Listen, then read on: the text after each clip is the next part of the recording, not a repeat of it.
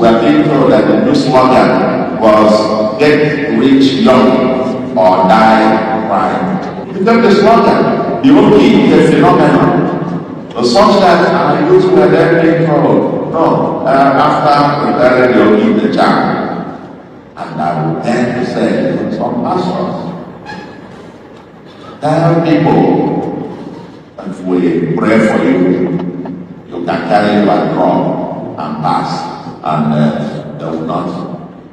Once you pass there, the scanning machines will go blind. Yes. And all around the prison yards all over the world, they are filled with youths, particularly Igbo young men. I was in Philippines. I was at the board of the South Center. We traveled with the former president of Tanzania was our chairman. We went there to have a board meeting. And they took us around and visited one of the prisons.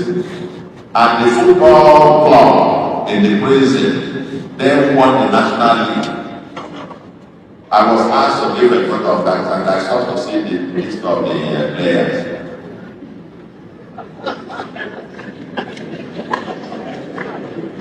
You know what? They got a list of number party, number team. I can bet you at least 60-70% of the names there were only women. Wow. In Indonesia, also, they executed about 22 Nigerians on drug-related offenses. You know what? 20 out of it will be Chukwuma. Go to the next of the people who are in the Ethiopian prisons. 90-something% of them women. This is phenomenal. This whole thing, the new, where the transactions component now dominates as spiritual blessing. Where we are thinking of God as a money dogma. And once you say, I believe in God, money will flow from. But it doesn't tell us that the path to heaven is the narrow. Do we still talk about it? Do we still talk about the narrow path? Other than, oh, once you learn, then you get wrong so much of God. No, that's what they say. Igbo ndị mana ege m ntị biko Soludo si ihe a nwere short video na Naija is all about ihe Soludo kwu. Soludo si na ndị niile ju na prison nọ ndị pastor kwelu nkwa ma ndị oke ite mere ihe dia ma ndị ihe ike ite mere nke ọzọ mee nke ọzọ. Now I am not against Soludo ikwu maka fake pastors, mana achọgoro m ka m ndị show of ihe anyị na-eme because na enwero onye ejide bụ ọgwụ ejide si n'ọpa si ya kweli ya nkwa ya mee gịnị na buru ọgwụ gafee. All those people ndị be anyị na-ahịa na-akọwa na ha ju prison outside the country and everywhere na-ejide ha maka ọgwụ bulu nke abụrụ nke ọzọ ha ncheghị na bụ gịnị co-sponsors and co-habitators of ọgwụ. 99.9% of them na-eje na nke dibịa agwọ ọgwụ. So ebe chọba ndị Igbo anyị ndụ mmadụ one ndị dibịa lapụta ọ ndị dibịa lapụta ha not on the pastors. Nyetago the reason why nji wena asị na unlike kwa ihe Soludo na-eme as ndị fake pastor. Soludo enwele pastor jidego mmadụ sị mmadụ nya jeje mee ihe dia pụta bịa kwuo ya. Enwego pastor ji sị mmadụ buru ọgwụ gafee na ekpere na ga-ekpere na-enyego gị olive oil na-enyego gị nke na-enyego gị nke ọzọ ka ị gafee go and bring the person out kwuo ya. Iwu ọcha na ejide ndị na-atọ mmadụ na Igbo agba ha na TV ihe na-afọ ebe ahụ wechara anyị ite ọgwụ nke dị iche iche. Okwuluọra ndị Igbo pụta mgbe si na-enwe mgbe boys bịa bulie na n'ihe ọfụlụ ebe ahụ na ụfụtebeghị ụdị ọgwụ a kemgbe nne ji wee mụ ya. Ọ bụrụ gịnị dịse ma ọgwụ ahụ ije dị molisi ye shọpụ mmadụ onwe ka nwoke isi wee mogo nwoke isi bata shop wee mee ka inwe isi wee mee ka na-eme cleaning. The first thing you egwupụta most of the time bụ ọgwụ enile n'ana. Ọ bụ egwu enile n'ana. Onye ọbụla na-eje ụka na-patronize ebe a na-agwọ ọgwụ is still onye na-agwọ ọgwụ. No matter ihe ọbụla isi wee pụtakwa n'ụwa si ka ịkọva ya na-emele nke emele nka no ọga ị na-agwọ ọgwụ ya not a Christian. All these people kwa na-patronize ndị ụnụ ụka abrakata abrajul everywhere are still the same ndị ọgwụ a. Enwe nke nweta video ya sị ụnụ na nke bụ nwaanyị ya nọ ọ na-agba ndị mmadụ fanta si na ọ na-eme ụka ma nke ya bụ wụcha dị fanta wole abụọ ha n'ihu. What then is the difference between ngwa na-eje ebe a na-akụ praise the Lord emechaa gụọ fanta na onye hapụta ọpụta ọwụcha egoli na ana jeje chụalụ gị aja na mmiri owufuwe fanta na ana? Is it the difference? There is no difference. So if you want to serve God in truth and in spirit, go and serve God in truth and in spirit. Soludo is not lying when he said that people na-aga ndị nwecha ndị na-ege mana my own is onye ọbụla esi ebu pastor mee that kind of thing pụta gwa ya onye dị ya.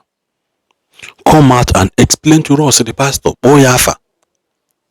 And I will tell you categorically that na 99.9% of ndị ejidego jeje bụ ọgwụ a jeje bụ ihe na-asị ka cross a ewejide ha 99.9% of them are contributors of the patronize dibia today.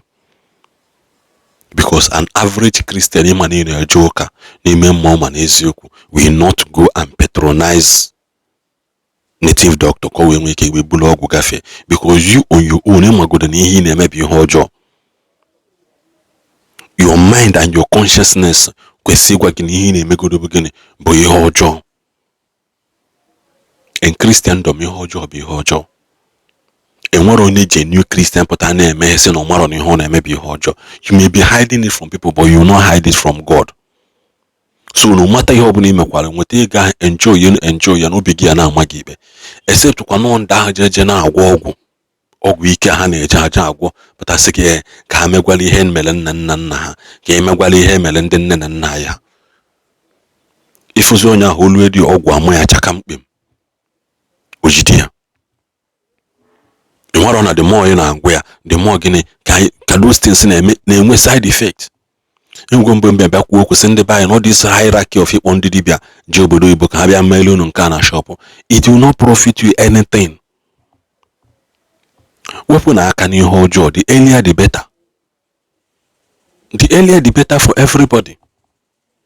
Ị na-eje ụka kwete na ị na-eje ụka ọ bụrụ iri ijekata ụka taa echi afọ gị na nke dibịa ọnọkata onye isi ụka unu ọ bụrụkwa the same person patronize dibịa.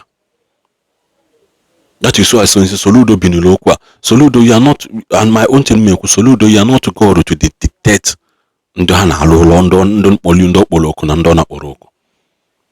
Ịbụrụ Chukwu. Ọ sị gị hapụ ha na mgbe oge ruru na anyị ahapụ onye ọbụla anyị ehupụ iriro ha ka ide eji n'ike eji ehupụ iriro wee hupụ ji akọla akọ. Ọ sịkwa gị dat na si hapụ ha na mgbe anyị akpụ isi ka akpụ ha afụ ọnụ. Soludo, like I said, Soludo amarom na ị na-eme ihe aka iwe nwee ike gị wee please ndị omenala.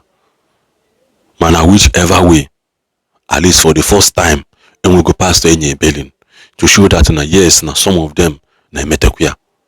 Enwego pastor a grant a bail. Enwego nke a grant a bail and after investigation for na nwekwa they don't have anything against this person. So they granted him bail. Ngwana si grant ya na-akwụ ọkụkọ bail if nothing was found on him. Nke ọzọ nke anyarị aha emecha agụọla ya sị anyị ekwu n'okwu na social media nya kwuo okwu na mgbe mgbota agụọla unu list si unu na that young man ọzọkwa ya sị kwatuo unu ya nọ n'iru nke nọ n'azụ adịgo waste akwatuo nke nọ n'azụ nke dị n'iru alụgo waste. I made a mistake ịlụ unu niile ahụ in the same compound. Which na nkwuchali at the end of the day gịnị ka emeli ya na procedure enyali ya. Sometimes nkwukwa n'okwu gaa na ntị. So Soludo ihe ikwu dị mma ịghọtago ihe ikwu dị mma nke ọzọ kazi mkpa bụ gịnị enwe pastor sele ndị mmadụ si bụ ọgwụ onye ahụ nọ na prison pụtasị na pastor nyere ya ọda anya ji ebu ọgwụ a ma eji wee jide oji wee nọrọ nga today na na-aghọta. Kikenekwa m unu ka ọ dị.